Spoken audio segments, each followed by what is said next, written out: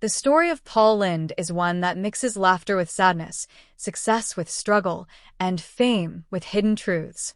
Millions of people knew him as the sharp-tongued, quick-witted star who made audiences laugh on television, especially from his famous seat on Hollywood squares.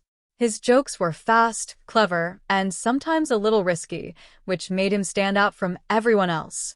But behind that humor was a deeper story that many people never fully understood. There were moments in his life that were painful, confusing, and even mysterious. One of those moments happened in 1965, when a young man fell from a hotel window while Paul was present. The incident was ruled an accident, and it quickly faded from the headlines. But questions remained, and over time, it became one of those stories that people whispered about but rarely discussed openly. Years later, there was said to be an interview where Paul spoke more honestly than ever before, revealing thoughts and feelings that television networks were not comfortable showing. That interview, according to many, was edited, shortened, or even hidden. It became part of a larger pattern in Hollywood, where certain truths were kept quiet to protect reputations and maintain a certain image. To understand why that interview mattered so much, it is important to go back to the beginning of Paul's life and see how his personality, humor, and struggles were shaped over time. Paul Lynde was born in a small town called Mount Vernon, Ohio, on June 13, 1926.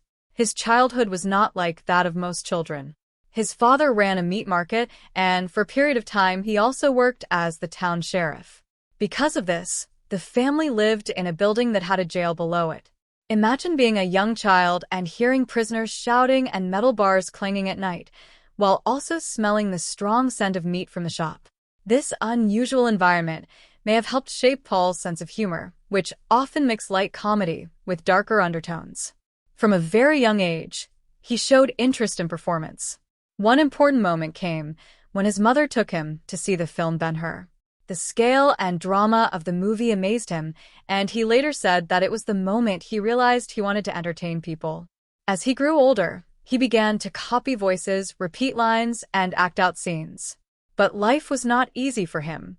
During World War II, his older brother, whom he loved deeply, died in battle.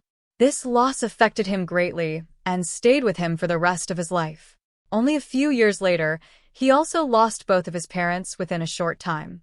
These tragedies gave him a deep emotional pain that he often hid behind jokes. His humor became a way to deal with sadness, a way to protect himself from the weight of loss. After finishing high school, Paul decided to follow his dream of becoming an actor. He went to Northwestern University, where he studied drama and developed his skills. Even there, people noticed his sharp wit and unique style. After graduating, he moved to New York City, hoping to find work in theater. But the reality was much harder than he expected. He struggled to survive, taking small jobs just to earn money. He worked in diners, sold newspapers, and lived in poor conditions with other struggling actors. There were times when he barely had enough to eat. Once, after going without food for many hours, he fainted and had to be taken to the hospital. These early years were filled with hardship, but they also built his determination. Slowly, things began to change. He started performing in clubs where people noticed his talent. His humor, which had once seemed unusual, became his greatest strength. Eventually, he got a chance to perform on Broadway in a show called New Faces of 1952. This was a turning point in his career.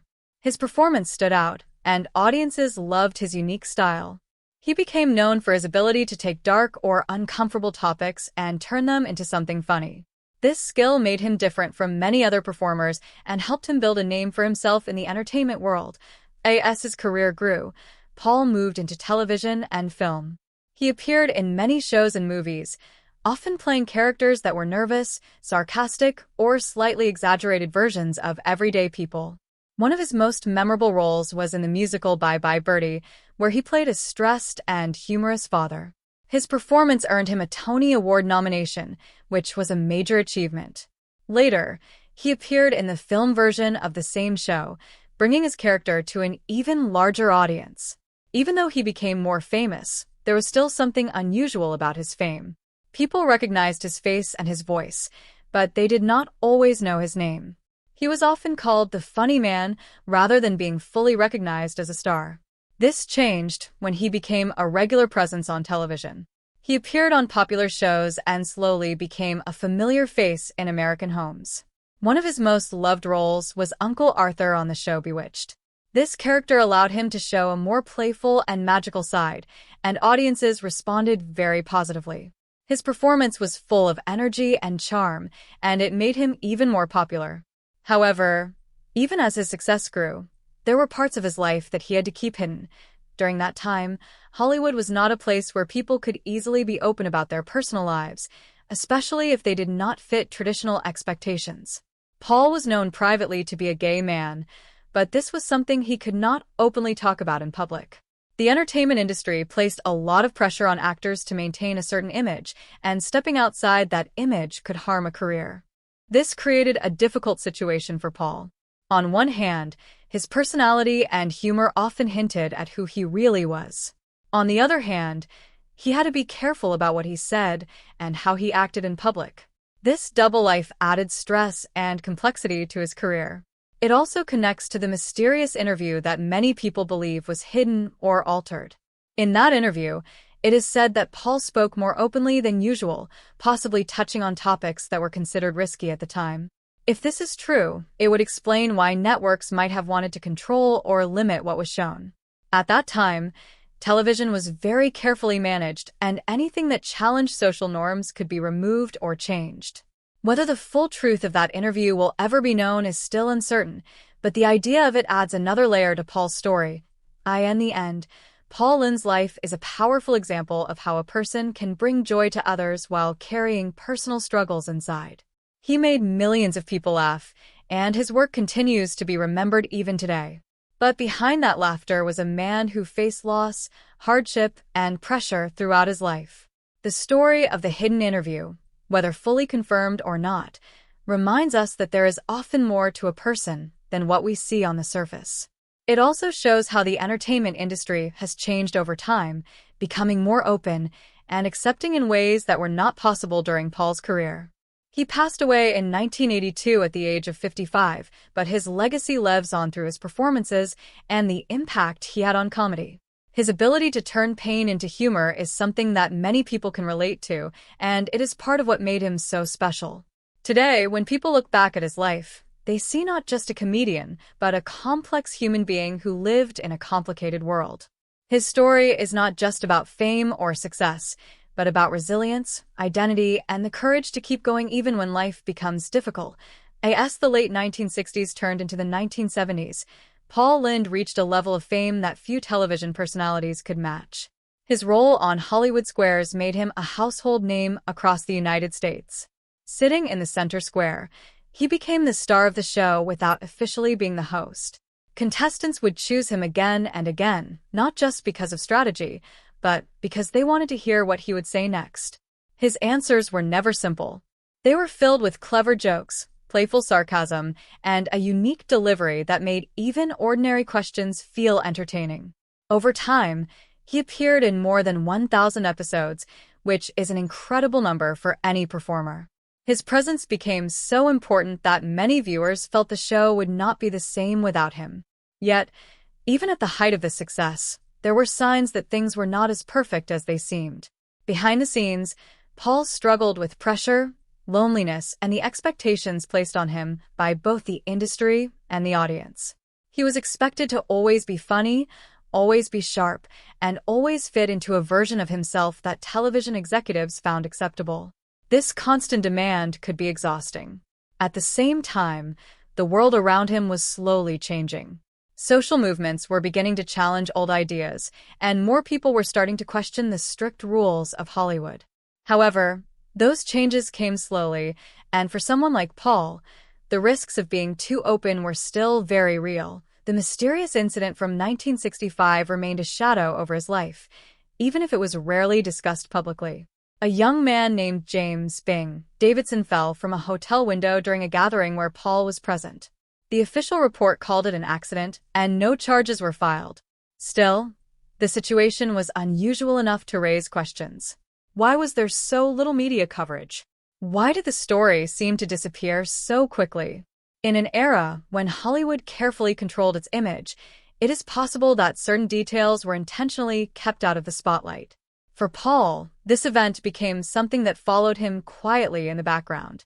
It was not something he spoke about often, at least not in public settings. But people close to the industry knew that it had affected him. It added another layer of tension to a life that was already filled with pressure. This is where the idea of the lost interview becomes even more important. According to some accounts, there was a moment when Paul spoke more honestly about his life, his fears, and perhaps even this incident. If such an interview existed, it would have been very different from the light, humorous persona that audiences were used to seeing. It might have shown a more serious, more vulnerable side of him, one that television networks were not prepared to broadcast. At that time, protecting a star's image was often more important than showing the full truth. As his career continued, Paul also explored other areas of entertainment. He appeared in films, lent his voice to animated characters, and made guest appearances on many television shows. One of his most memorable voice roles was in the animated film Charlotte's Web, where he played Templeton the Rat. His performance added humor and personality to the character, making it one of the most enjoyable parts of the film. This showed that his talent was not limited to live performances. He could bring characters to life using only his voice, which is a rare skill.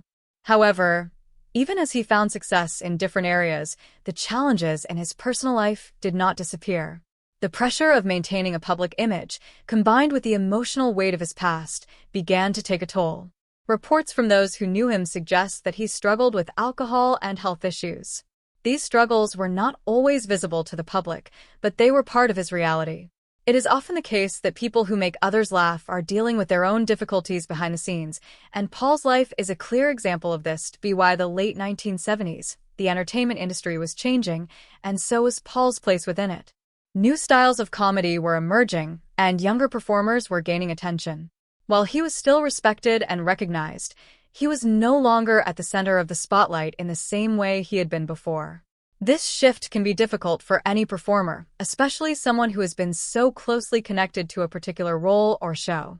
For Paul, it meant adjusting to a new phase of his career, while also dealing with ongoing personal challenges. The idea of the hidden interview continued to add mystery to his story. People wondered what he might have said if he had been given the freedom to speak openly. Would he have talked about the pressures of fame? Would he have addressed the rumors and questions that followed him? Or would he have simply shared his thoughts about life in a more honest and direct way? These questions remain unanswered, but they are part of what keeps his story interesting even today. In January 1982, Paul Lynde passed away at the age of 55.